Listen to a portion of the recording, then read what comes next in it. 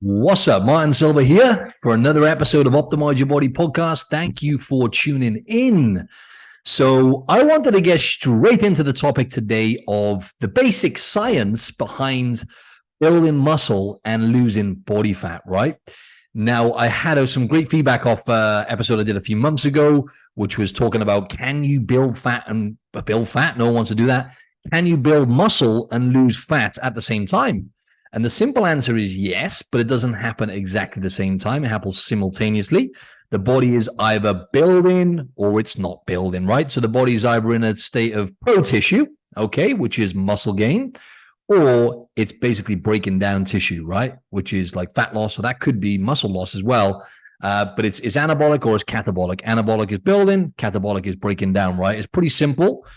Not very complicated. It is very complicated when you go into the weeds, but we're going to make it very simple as usual today, so it's digestible for you, my friend, right? So first and foremost, let's get into like muscle first, right? Now, you're going to get loads of gems here, right? Because I'm going to break it down for you in a simple manner as always, and actually educate you on the topic of building lean muscle and losing body fat, because if you can get both together, that's the holy grail. But that's never going to last forever, right? Which I'll talk a little bit more about. So let's just talk about muscle first, my friend. Get a bit of education here, right? So muscle is known, whether you actually know this or not, is actually known nowadays, anyway, new science tells us, it's known as a longevity organ, right? So as you get older, for example, right, the more muscle you've got on your body, it's absolutely essential, especially as you get older. And that is for, well, first and foremost, let's talk about strength, right? Now, people who live the longest, right? People who have better longevity, they tend to be stronger, right? So they do a test with this, I forgot what it's called now, dyno something, where it's the grip test, where you grip this thing, right? And it monitors your strength. And people who score the highest on that tend to live longer. There's a direct correlation between, being strong and living longer, right? And it kind of makes sense. So strength, first and foremost, you have to have a good level of strength as you get older, right? But yeah, building muscle, what comes with that as a side effect, and strength training, for example, is increased bone density, heart health. Resistance training, in other words, strength training, is the only type of exercise which actually reduces both types of fat which build up around the heart. Whereas cardio, for example, only reduces one of them. And that was a study done a few years ago, massive study, actually. Immune system as well, and as you get older, right? So being strong when you get older, for example, a big problem for people who get old and frail and they haven't got strength and mobility, when they have a fall, unfortunately, a lot of the times they can't get back up because they don't have the strength to get back up. And that's a big problem. You know what I mean? If they haven't got anyone there with them, caring for them. So, it's fundamental for longevity and health, right? So I wanted to cover that part first. It's the longevity organ. And then let's get into what we want to talk about, right? The fat loss and everything else and body composition. You're like, yeah, Mark, get into it now. I want to improve the way my body looks. Cut to the chase. So let's talk about metabolism, right? So it's like, look at your metabolism like an engine, right? Like a car engine. Now, you want to build that engine and make it as powerful as possible, right? Now, if you had a Ferrari, for example, it's going to cost you an arm and a leg in gas, right? Especially the day and age we're in now. It's going to cost you an arm and a leg because it basically burns a lot of energy, right? Let's look at gas as energy or petrol as energy, right? Same goes for your metabolism. When you actually focus on getting stronger and building muscle, eating high protein, for example, it's like a turbocharged engine. Like my metabolism, for example, is like a bloody turbocharged Ferrari engine, right? I struggle to get enough food in. I'm like in the shape of my life, like I've said before. I'm ridiculously lean, and I struggle to get enough food in, right? And that's a great problem to have. And I do love to get my clients to this place. It's phenomenal when you get your clients to this place where they're like, Mart, I can't get enough food in. This is becoming a problem, just to not lose weight is actually becoming a battle for me. And that's fantastic, right? And that's the power of muscle, adding muscle to your body and basically weight training, right? So for example, cardio versus weights, right? Now, listen to this analogy. Basically, weight training is by far superior to cardio when it comes to sustainable fat loss. It's not questionable. It's just facts. Cardio, just to give you a little bit of education here, cardio actually slows down your metabolism, believe it or not. So what happens when you, again, going back to the pro tissue and the breaking down tissue thing, right? Strength training is pro tissue. Cardio is is what is it? Anti-tissue, if you like, right? So it'll break down tissue. So you're sending a signal when you do cardio. That's not to say demonizing cardio, do it if you want to do a little bit of cardio for health, great, right? Awesome. But when it comes to, if you want to literally get into the shape of your life aesthetically, then it's not a good idea, basically, right? So look at cardio when you go to the gym. Imagine you go to the gym, right? And you walk on the treadmill, for example, right? It's painstakingly boring, right? But if you go to the gym and you walk on the treadmill for an hour, let's say, right? God, that sounds painful. And yeah, so let's just say, 24 hours in the day, give or take, 5% of your day, you burn some calories, right? Doing that cardio. Well, if you go to weights, if you go and do a weight training session, you do like a 45-minute weight training session, for example, what happens then is your metabolism is elevated, right? For, let's just say 10 to 12 hours afterwards, right? So 10 to 12 hours afterwards, even longer than that, right? 24 hours, you can go up to 48, maximum 72 hours, right? With that muscle building signal. But 10 to 12 hours after, your metabolism is roaring, right? And, so that means then, 50% of your day, let's just say 50% of your day, you're burning more calories, right? You see where I'm going with this? So cardio, an hour, you're manually burning calories at the time. But what's happened when you build muscle and you get stronger and you focus on, doing weight training primarily, your body starts automatically burning more calories, right? And that's what you want to be doing, my friend. You want to get to a point where your body is automatically burning calories for you, right? With you not doing any extra work, right? Let's be honest. That's where we all want to be. And that's where I'm at now, right? So cardio, manual burning calories, actually sends a signal to slow your metabolism down. It tells your body to become more efficient with calories. Strength training or lifting weights actually speeds your metabolism up, sends an anabolic signal, and you're just basically going to burn more calories at rest by not doing any extra for up to a couple of days, but best, especially 10 to 12 hours after lifting, give or take, right? Also then muscle is dense, right? So muscle, if you put muscle and fat together, if I put this on my table in front of me now, I put a pound of muscle and I put a pound of fat on the table, the pound of fat is going to be about 3-4 times bigger. It's like a big, just imagine you've got like a plate. It's like the size of a plate, let's just say, right? That you're going to eat your food on. Whereas muscle is really dense. Muscle tissue is really dense. So it's like a little bowl. You know what I mean? So it weighs like 3 times more than fat, or it's 3 times more dense than fat anyway, something like that, right? And that's why just by adding muscle to your body, my friend, like we haven't even got to fat loss yet, just by adding muscle to your body, you are going to look tighter. Okay, I'm going to use the words for ladies first. Tighter, more toned, more sculpted. Ladies, admit it. You love those words, don't you? Right? Because it sounds sexy. Basically, you add a muscle to your body. That's all it is, right? If you use those words, it doesn't make any sense. It's basically adding muscle to your body, but you look more sculpted, tighter, toned. Guys, add a muscle to your body. You look more dense, fuller, rounder muscles. You know what I mean? Your muscles look more dense and hard, right? See how I'm trying to categorize this for males and females? You know what I'm saying? Making it sound sexy. But the reality is adding muscle to your body makes you look way better, right? Simple as that. Even if your body fat percentage was to stay the same, right? In fact, even if your body fat percentage went up a little bit, in some cases, you still look better because of the distribution, right? So anyway, analogy I like to use a lot is muscle tissue, my friend, is expensive. Remember this analogy. I've used this before, like money, right? You spend money. It's expensive, right? Certain things are expensive, right? You buy something, it's expensive, right? Muscle, right? Muscle tissue is expensive. It costs your body a lot of calories. So imagine calories are the currency, right, of your body. Muscle tissue is expensive. It costs your body a lot of calories just to keep that muscle tissue on your body. Fat is cheap as chips, right? It costs your body like 2 calories or something per pound of fat on your body. It costs your body nothing, right? Whereas muscle tissue, there's lots of research on this. It's kind of hit and miss, to be honest, but some research says 30 to 50 calories. So a pound of lean muscle, a pound of muscle on your body, muscle tissue, will cost your body 30 to 50 calories. Other research says 6 to 13 calories, right? So it costs your body a lot of calories to keep it on your body. But it's not just that. It's the whole pursuit. And the metabolism is so complex, my friend. Next to the human brain, human metabolism is the second most complex thing on the planet. They're still figuring it out. They still haven't got a clue about a lot of stuff, even with the technology we have nowadays. So with the metabolism, basically it's a free-flowing thing. So I forgot what I was going to say now, right?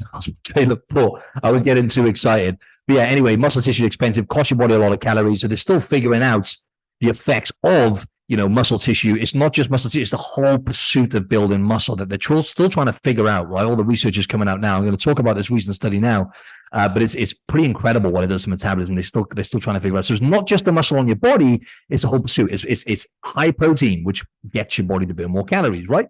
Protein has a high thermic effect on the body. So, to digest protein, it costs your body, basically, it makes your body work harder, and it costs calories just to digest protein, basically, because of the process is quite strenuous on the body in a good way. And also it's sleep, it's all the things you have to do to actually build muscle. It's not an easy feat. It's not an easy thing to do. So it's the whole pursuit of it, which has this incredible effect on the metabolism, right? There's nothing like it. It's incredible, really is. And then finally, what I was going to say in terms of building muscle, a little kind of knowledge bomb here is, simply just aim for this. About 1 gram of protein per pound of body weight. If you're in the US, I know you do pounds, right? You probably don't even know what that means, half of you, right? But the bottom line is, it's not easy to do that. I mean, I do it easy, right? I eat more than that. I eat 1.5 grams of protein per pound of my body weight just naturally. I weigh 200 pounds-ish, 204, 205 pounds. And I eat about 300 grams of protein, right? So that's 1.5 grams of protein per pound of my body weight. But if you weigh 150 pounds, for example, if you can hit 150 grams of protein consistently, and you've got a proper resistance training program, like I said, again, not a bunch of random workouts, not stuff you get online, a proper personalized training program, which is geared for you, your training history, the results you want, the muscle, the body parts you want, all the rest of it, right?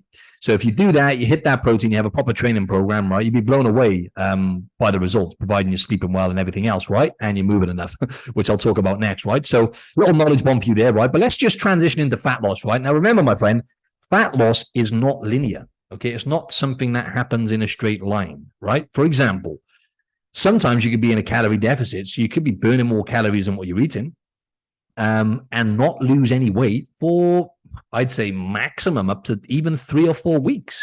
You could actually be you could be in a calorie deficit. In other words, you're burning more than but your weight doesn't change, but that doesn't mean you're not losing fat. It just means that you've probably got stuff going on in the body. You could have a bit of inflammation. You could be having water retention, too much stress on your body, yada, yada, yada. So it's not a linear thing. So remember that. It doesn't happen like that, right?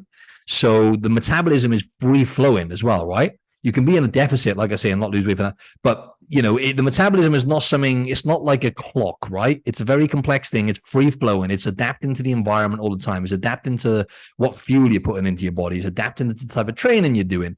Stress, how much you sleep, is constantly trying to adapt. Even one night's poor sleep can have a massive negative effect on your basal metabolic rate. In other words, your resting metabolism can be massively affected. So we could go down the list, but it's very complex, right? So don't think of it like a day-by-day thing, right? I burnt this much calories this day. The next day I burnt this much.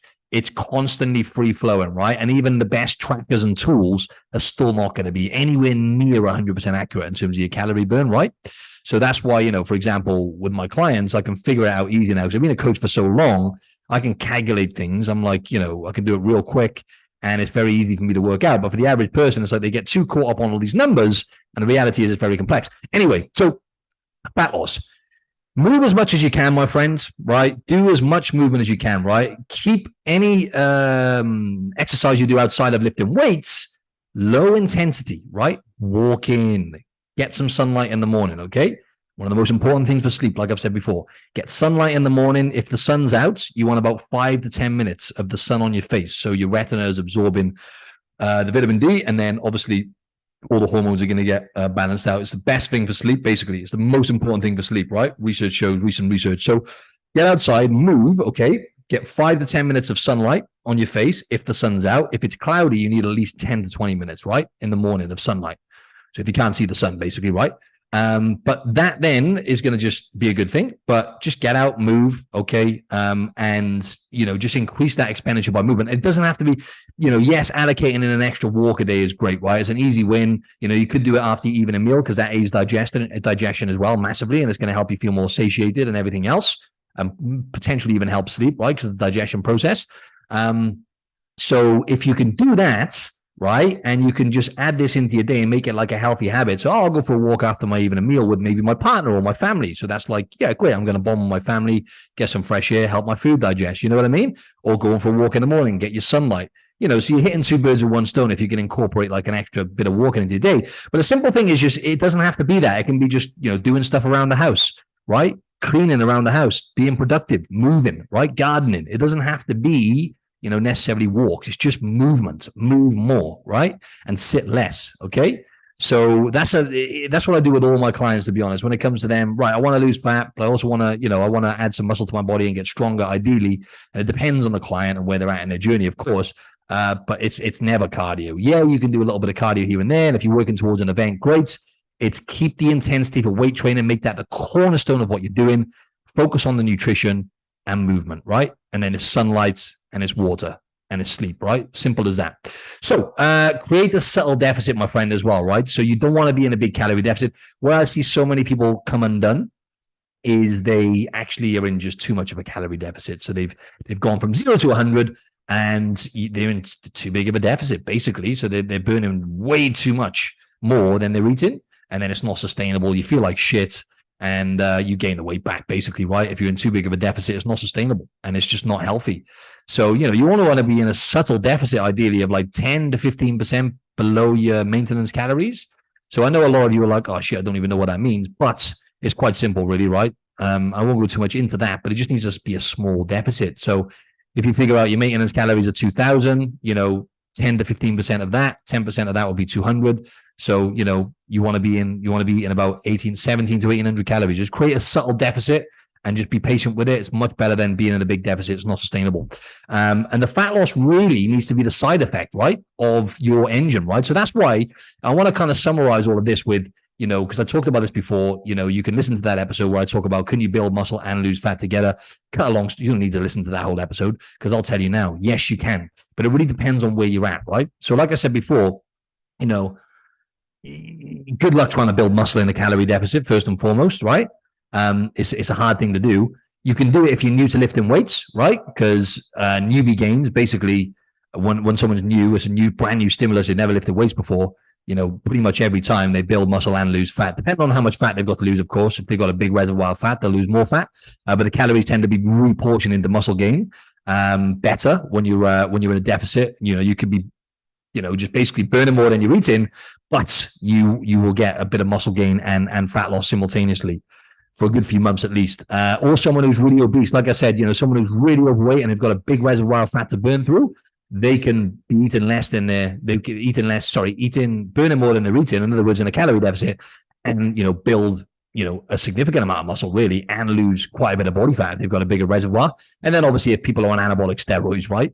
If someone's taking steroids, their body is 24 hours anabolic, right? So they can be bloody, they're just constantly sending that muscle building signal. And even if they're in a deficit, their body's in a muscle building state, right? So that's a different animal. But, the good thing is, just to simplify things, there's loads of clients that I take on time and time again, right? Lots of clients where they build muscle and simultaneously lose fat. I couldn't even tell you how many now. There's so many now, and there's lovely little exchange of building muscle and losing body fat. Let's just say every month, 1 month, I'm just going to throw out random numbers here, right? 1 month they gain a pound of lean muscle. Each month they build a pound of lean muscle and lose a pound of fat, right? So it's a lovely little exchange. They feel good because what's happening again is the metabolism is free flowing. So, sometimes they're in a calorie surplus, right? Might be on the weekends, they might be enjoying themselves, or they might be having more calories because they had a big training session, so they were hungrier. And then on the days in between, they're like, oh, I'm just not as hungry, so I'll just eat a bit less, so I'm in a deficit. And that's another good thing about, if you're sticking to a certain amount of calories and macros, having exactly the same amount every day is not good for the metabolism. You can do it and get results.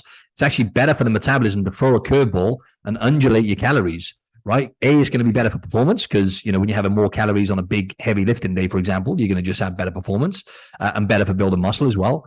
And then B, it's good because psychologically you actually, get used to, okay, I'm in a deficit some days, so I know what that feels like. I know what it feels like to, maybe make friends with hunger every now and then. Hunger's not going to kill you. We've got tens of thousands of calories of fat stored in our body, my friend, for if we were dumped on a desert island. Even a lean person like me, Probably has maybe 30 to 40,000 calories of fat stored in my body to survive for bloody months. So you don't have to worry about that. It's okay to make friends with hunger every now and then, right? So that's a good thing. What I was getting at there is a good thing of having that. My clients, some days are in a deficit, some days they're in a surplus, and they've got this nice little exchange then of building muscle and losing fat. Not going to happen for everyone, to be honest. If you're at more of an advanced level and you've got less fat to lose, it's basically you want to pick one or the other. You want to either way. You want to basically focus. If you ask me, the focus should be building muscle and getting stronger, right? Even if you want to lose fat, you want to have high protein. You want to have a proper resistance training program. And then you want to get that movement in, right? So it creates more of a calorie you're burning way more calories, and obviously great for your mental health and longevity anyway. Obviously, sitting is the new smoking, right? So try not to sit down for longer than 2 hours, my friend, anyway, just for health. But yeah, so that's what you want to really focus on. You know what I mean? And ultimately, that's kind of like the sweet spot. But, you can get that for a good few months. You can build a bit of muscle, lose a bit of fat. It really depends on where the person's at in their journey, how advanced they are, where they're training, how much fat they've got to lose. But most people that I take on, they get that nice little exchange, right? And it's a really, really nice thing because they don't feel deprived, because some days are actually in a calorie surplus. They're eating more than they're burning. And then other days, they just, okay, I don't feel as hungry. I'll just kind of like, maybe I'll just eat a bit less today and I'll still hit the protein. I'll just eat lean protein sources and boom, keep getting fantastic results. Don't feel deprived. As I say, every now and then you might feel a little bit hungry. It's okay, right? But yeah, that's kind of the sweet spot, my friend. So the answer is you can do it. Okay. I dropped loads of knowledge bombs here. You better get your bloody notepad out after this, or even go back and make a few notes, my friend, right? Because there's some gold in there. But literally just take one or two simple things away from it that you can actually implement, and actually it'll be beneficial to you, rather than trying to, take everything in. That's not what these podcasts are for, my friend. It's for you to take one or two things and go, maybe I'll implement this, or that was very helpful. That's like a light bulb moment kind of thing, right? I'm not finished yet though, but I am getting there, right? I want to talk about this quick study, my friend, right? It was done, I think it was like a very recent one, done a couple of weeks ago. When it comes to losing fat, for example, they did a study on 3 different groups, right? One group were focusing on strength training, in other words, lifting weights, and diet. The other group were focusing on diet and cardio. And then the third group were focusing on diet, cardio, and weights. They were doing all 3. Guess what group had most fat loss? You'd never guess, would you, my friend? You know exactly what I'm going to say here, don't you? The diet and resistance training group, 100%. So, they're the 2 big rocks, my friend. Hitting protein target consistently, and just following a proper resistance training program. And like I say, though, movement, though, right? You don't want to be sat on your ass. You don't want to be a couch potato. You want to be moving as much as you can. For example, for me, how I probably average about 11, 12,000 steps a day. And like, okay, yes, I'm privileged because I can, I work for myself, I work online, so I've got a lot of freedom. So I have my 2 big meals a day, and I go for a walk after both meals. So I'll probably walk for on average, about 20 to 30 minutes after both meals. Sometimes I'll still be working, by the way, on my phone. So that's, what's that? Let's just say that's 6,000 steps, 7,000, and then just my movement around the house and stuff like that. Or when I go to the gym, you know what I mean? But find ways to get that movement up, my friend, right? Literally in the gym as well, right? You can get another 1,000, 2,000 steps in the gym, my friend. This is a little nugget for you. Don't want to go too much off, right? But this is relating to fat loss. When you're in the gym training, right? Rather than just sitting there scrolling on your, by the way, don't go on your phone, my friend, when you're training. That's your therapy. That's your time for yourself, right? Guard your inputs, right? That's your therapy. That's your time. Life busy, right? Don't go on social media. Don't flick on your phone. Use it for your music. That's what I do. That rhymed then. Use it for your music. That's what I do. I use it for my music. Don't piss around on social media, checking emails, unless it's something really urgent, but very rare. So first of all, do that. Be more present when you're training. Secondly, in between each set, move, walk around, right? Walk around in between each set. You can rack up 1,000 to 2,000 steps just by walking around in between sets. Pace around, right? And then other ways to do it is just simple stuff like common sense. Don't take the elevator, take the steps. If you can park further away from work, get up early and do that. You know what I'm saying? Like I say, do stuff around the house. Just be active. When you're checking your emails, for example, this is what I'll tend to do sometimes when I'm checking emails or I'm on social media, getting back to people. I'll just pace up and down my apartment and I'll rack up thousands. Just get used to moving regular. That's the most important thing, my friends. Regular movement for longevity, health. And then as a side effect, calorie expenditure and fat loss, right? So long story short, those 3 studies prove the point. Diet and training beats cardio and diet, sorry. And it also beats cardio, resistance training, and diet together, right? And that probably is quite simple because it's when you're doing too much cardio, my friend, this is the problem. If you're looking to get into the shape of your life physically, And longevity as well. Like cardio it's okay. I mean, it's good. It's like for your lung capacity and stuff like that, and to get a bit fitter. And in fact, I would argue doing a bit of cardio can have good benefits for weight training as well. Because when you do certain types of cardio, you're fitter, right? So when you do your strength training, you've got a bit more of an engine on you. So it can have a good carryover into strength training. But if you overdo it, it sends opposite signals. It's confusing for the body. Building muscle, strength training sends a anabolic signal to build muscle to speed the metabolism up. Cardio sends the opposite signal, break down tissue, okay, and slow the metabolism down, right? So remember that. Again, I'm not demonizing it. Don't get triggered if you do lots of cardio, my friend, right? I'm just telling you, I'm not the guy who creates these facts. I'm just the messenger, okay? So I'm just trying to give you, you can do cardio and be healthy, but to get into the shape of your life physically is just not a good idea, right? So movement, diet, nutrition, okay? They're the big rocks, all right? So I'm going to wrap it up there. Just wanted to finish it with, did an awesome episode with Dr. Sean Baker, my friends. If you haven't listened to that episode, by the way, this is episode 1 on season 2. We're on season 3 now. Scroll down if you want to listen to it. On the carnivore diet, Sean Baker is like the leading guy in the whole carnivore world, Dr. Sean Baker. I really look up to him as well. The guy is like 56, 57. The shape he's in is insane, right? And that's not to say the carnivore diet is going to work for everyone. But that's a great podcast. But I featured on his recently, so I think I'll share that onto this podcast anyway, so you can have a listen. It was gold, loads of great stuff in there with me and Sean having a great conversation.